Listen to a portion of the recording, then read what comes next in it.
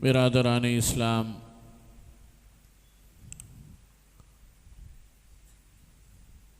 ہم اپنی اجتماعی اور نجی زندگی میں بسا اوقات چھوٹی چھوٹی یا کوئی بڑی بھی نعمت ہوتی ہے،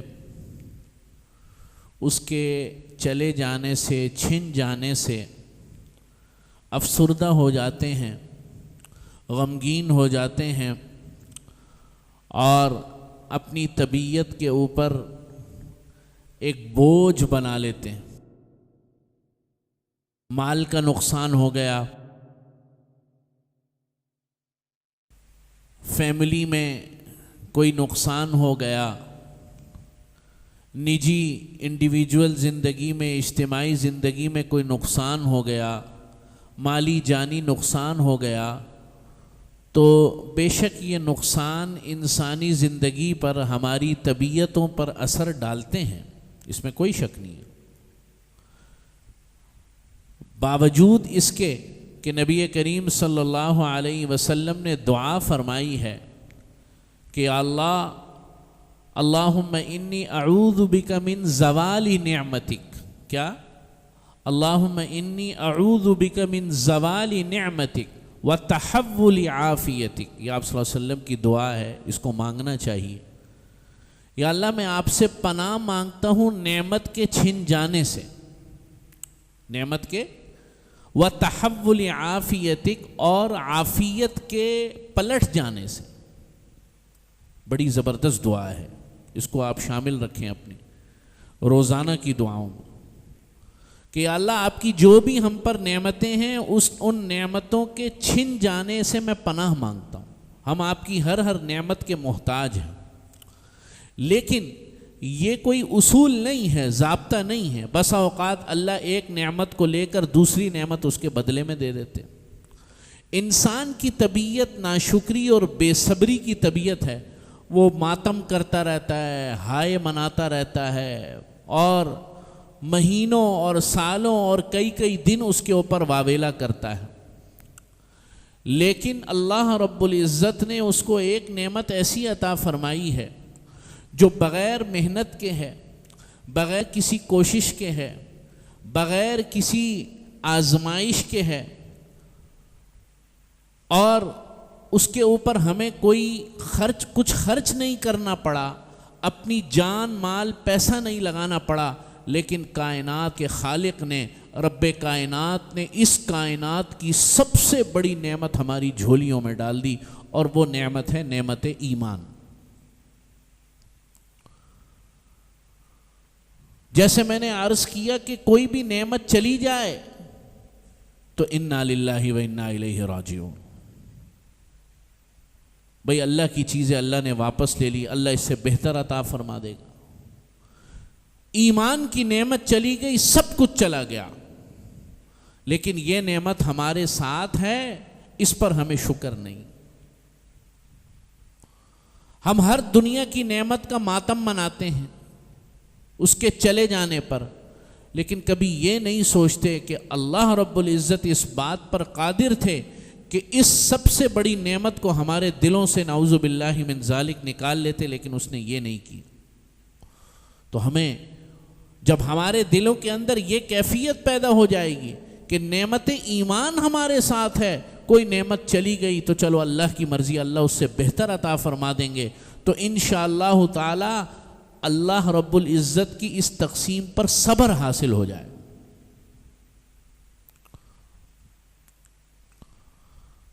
مدینہ منورہ سے باہر ایک قبیلہ تھا، بنو اسد۔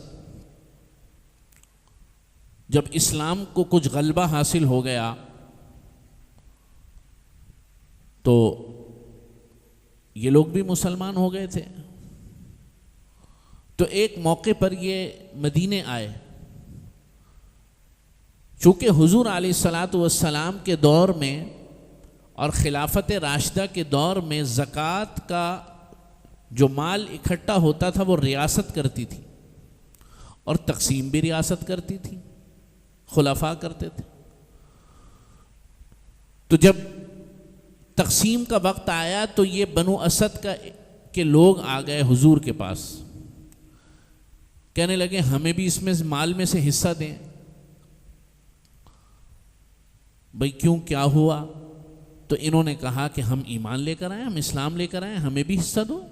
قرآن مجید میں سورۃ الحجرات میں آیت نازل ہو گئی، یمنون علیک ان اسلموا، یہ آپ پر احسان جتلا رہے ہیں کہ ایمان لے کر آ گئے، اسلام لے کر آ گئے۔ قل اللہ یمن علیکم ان ہداکم للایمان، آپ فرما دیجئے کہ اللہ نے ان پر احسان کیا ہے، اللہ رب العزت نے ان پر احسان کیا ہے کہ ان ہداکم للایمان، کہ ان کو ایمان کی ہدایت دی ہے۔ انہوں نے کوئی احسان نہیں کیا، انہوں نے کوئی احسان کیا اسلام لا کر؟ اللہ کا احسان ہے کہ ان کو نعمت ایمان عطا فرمائی، ان کا کوئی احسان نہیں ہے۔ اللہ کی ربوبیت میں، اللہ کی خالقیت میں، اللہ کی الوہیت میں رتی برابر کوئی فرق نہیں ہوتا۔ اگر کوئی ایمان لے کر آ جائے اور ساری کائنات ایمان لے کر نہ آئے، ساری دنیا کے 8 ارب لوگ اور انسان جو ہیں وہ نعوذ باللہ، اللہ نہ کرے خدا نہ خواستہ ایمان کو چھوڑ دیں، اللہ کی الوہیت میں اتنا سا فرق نہیں آئے۔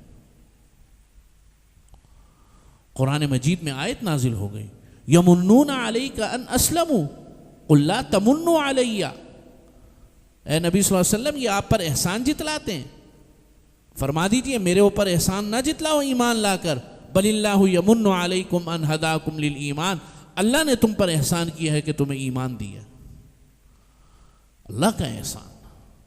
آج ہم چھوٹی چھوٹی چیزوں کے چلے جانے سے، ان کے چھن جانے سے اور ان کے فوت ہو جانے سے ماتم کرتے ہیں، لیکن کبھی دل میں یہ نہیں آتا کہ اللہ نے ایمان کی نعمت ہمیں عطا فرما کے رکھی، اس کی قدر نہیں کرتے۔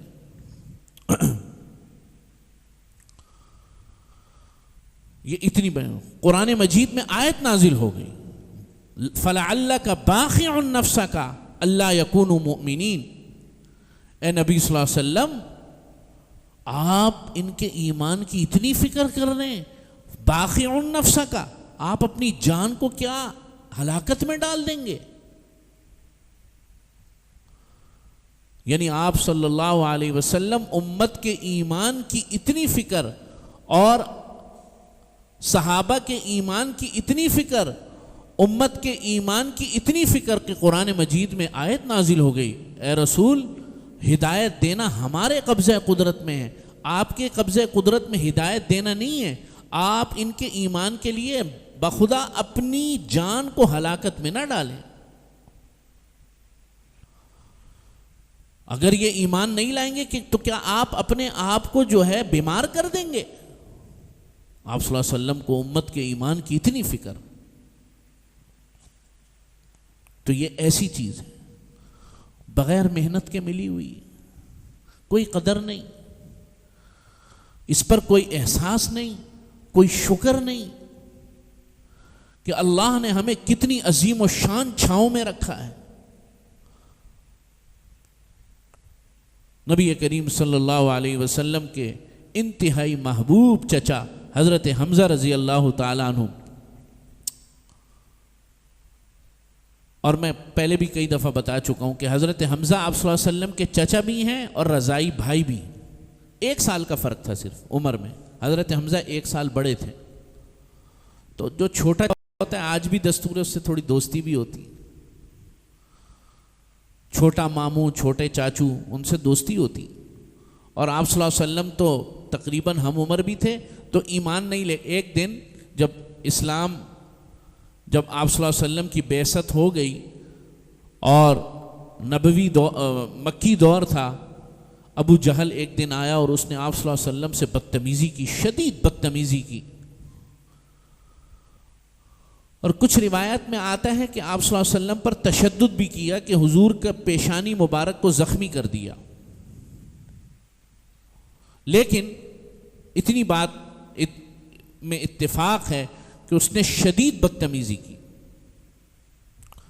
حضرت حمزہ جوان آدمی تھے، اس وقت تک ایمان نہیں لے کر آئے تھے، شکار کھیلنے کے شوقین تھے، شکار پر گئے ہوئے تھے، واپس آئے تو پتہ چلا کہ آج بھتیجے کو ابو جہل نے انتہائی بدتمیزی کے ساتھ پکارا ہے اور تشدد بھی کیا ہے، تو حضرت حمزہ اسی حالت میں، ابھی مسلمان نہیں ہوئے، ابھی کفر کی حالت میں، اسی حالت میں اپنی کمان لے کر گئے، اور ابو جہل بہادر تھے، بے انتہا بہادر انسان تھے، جری انسان تھے، تو اسی حالت میں گئے، وہ لوگوں میں بیٹھا ہوا تھا، اور ابو جہل بھی سردار تھا، اور اس کو گربان سے پکڑ کر جو ہے کمان اس کے منہ پر ماری، وہ خود زخمی ہو گئی، اور کسی نے جرت نہیں کی کہ اٹھے حضرت حمزہ کے سامنے،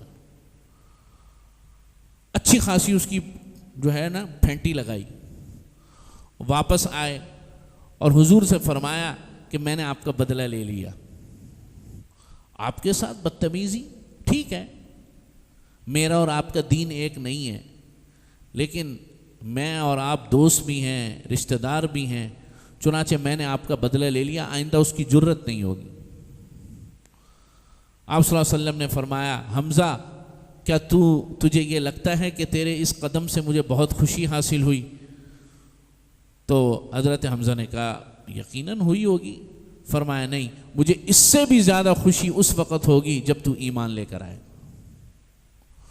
حضرت حمزہ نے کہا یا رسول اللہ، مطلب ابھی ایمان نہیں لے کے آئے، اے محمد، اے بھتیجے، آپ کو اتنا زیادہ فکر ہے ہمارے ایمان کی کہ اپنی عزت کی بھی پرواہ نہیں، اور آپ نے یہ بھی نہیں سوچا کہ میں نے آپ کا بدلہ لیا، اس پہ آپ کو اتنی خوشی نہیں۔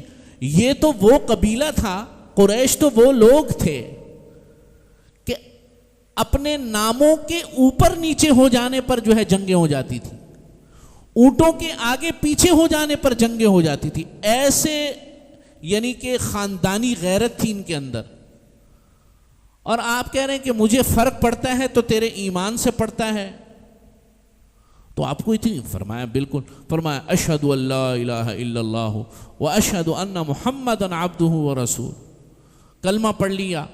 39ویں مسلمان تھے، کتنے؟ 39، اور 40ویں مسلمان کون تھے؟ حضرت عمر رضی اللہ تعالیٰ۔ تو 39ویں مسلمان ہوئے، اور پھر اللہ تعالیٰ نے سید الشہداء، شہداء کے سردار ہوئے۔ تو حضور کو ایسی ایمان کی فکر، اور پھر واقعہ چونکہ انہی سے منسلک ہے، پھر جنگ احد میں شہید ہو گئے، اور جس بے دردی کے ساتھ شہید ہوئے وہ بھی ایک الگ واقعہ ہے۔ 7 ٹکڑے جو ہے وہ 7 حصے ہو گئے جسم کے، 7 حصے۔ حضور نے فرمایا کہ اگر مجھے اپنی بہن یعنی کہ صفیہ کا خیال نہ ہوتا،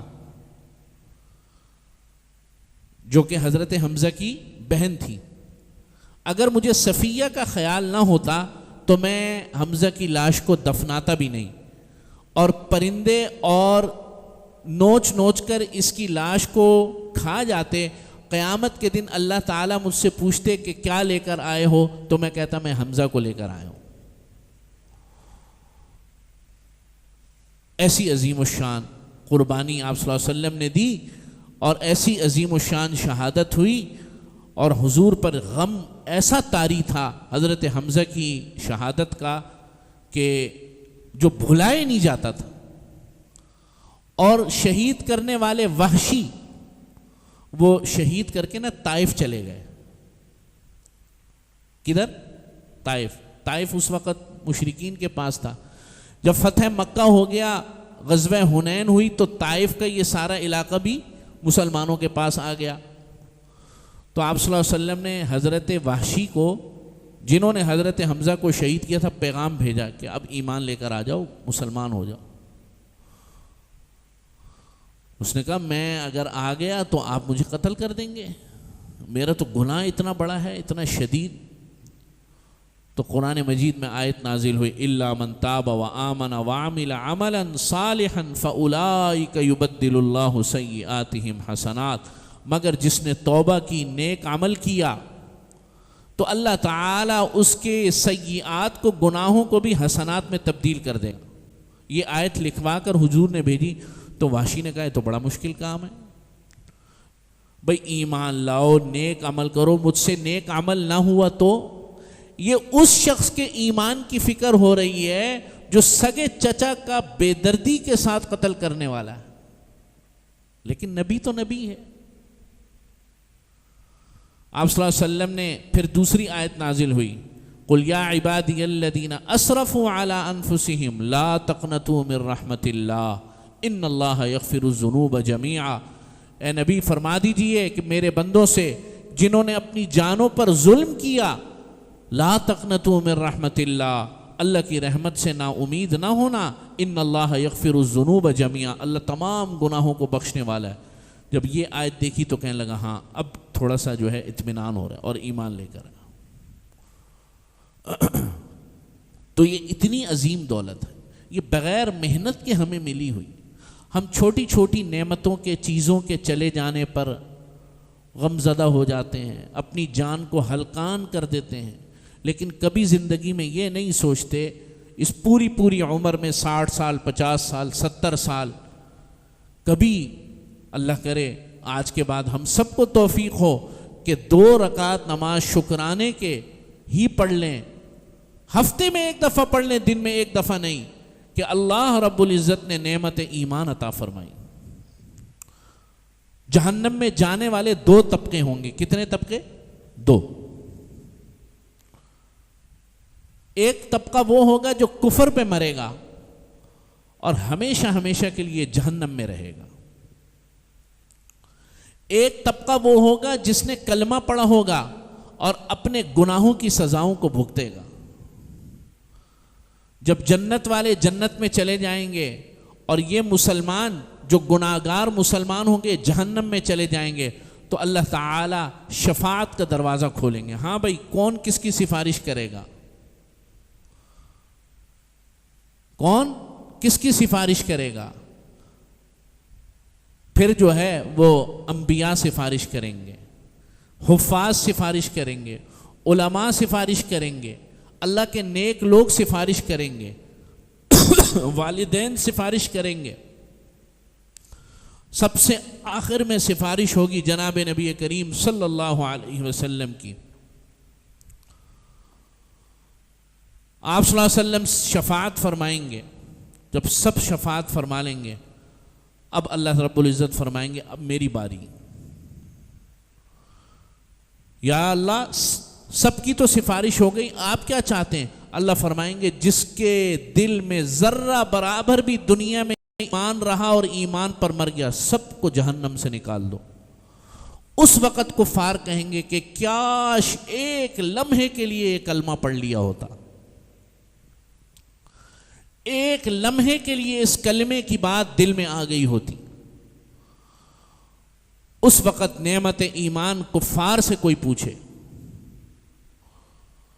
یہ بالکل ایسا ہی ہے کہ جیسے پیپر ہو نا اور بچوں نے پیپر غلط ملت جیسا کیسے دے دیا ہو، ٹیچر نے کہا کہ بھائی کچھ بھی لکھ کر لے آؤ، کچھ بھی لکھ کر لے آؤ، میں تمہیں پاس کر دوں گا، کوئی ایک ہی سوال لے آؤ، 10 سوال ہیں، ایک ہی سوال لکھ کر لے آؤ، میں پاس کر دوں گا۔ تو اس وقت جو تھوڑا بہت لکھ کر آئیں گے بیچارے اپنی محنت کے ساتھ، وہ کتنے خوش ہو جائیں گے کہ چلو جی ہمارا بھی کام بن گیا۔ اور وہ جو بیچارہ جس نے ایک لفظ بھی نہیں لکھ پایا، وہ کہے گا کاش میں ایک سوال ہی کوئی یاد کر لیتا تو آج میرا بھی بیڑا پار ہو جاتا، اتنی چھوٹی سی محنت ہی اگر کر لیتا۔ تو ہر وقت رونا دھونا ہمارا قومی مزاج بن چکا ہے، جہاں بیٹھنا ناشکری کرنا، جہاں بیٹھنا شکایت کرنا، شکوے کرنا، اپنے شکوے، دوسروں کے شکوے، ملک کے شکوے، رشتہ داروں کے شکوے، بیوی کے شکوے، اولاد کے شکوے، بچے ٹھیک نہیں ہیں، بیوی ٹھیک نہیں ہے، رشتہ دار ٹھیک نہیں ملے، ملک ٹھیک نہیں ملا، ہر وقت شکوے شکایت۔ اللہ رب العزت نے جو سب سے بڑی عظیم و شان نعمت دی ہے کبھی اس کی طرف توجہ نہیں کی کہ اللہ نے ایمان دے دیا بس کافی ہے. چھوٹی موٹی زندگی میں چیز آئی چلی گئی کوئی نہیں, اللہ تعالیٰ انشاءاللہ کچھ نہیں ملا کچھ چھن گیا اللہ تعالیٰ قیامت میں پورا فرما دیں گے. اور بھائی یہ بھی تو چیز ہے نا, لَإِن شَكَرْتُمْ لَأَزِيدَنَّكُمْ, تم شکر ادا کرو گے میں بڑھا کر دے دوں گا, دنیا اور آخرت میں بڑھا کے دے دوں گا. تو میرے عزیز دوستو بزرگو, دنیا میں کوئی چیز آگے پیچھے ہو جائے اور ایمان اپنی جگہ سلامت ہے, ایمان کے تقاضے اپنی جگہ سلامت ہیں, تو بس کافی ہے, اور پھر کسی چیز کی ضرورت نہیں. اللہ رب العزت انشاءاللہ تعالی قیامت میں پورا فرما دیں گے. ہم سب کا یہ ایمان ہونا چاہیے. وآخر دعوانا الحمدللہ رب العالمین.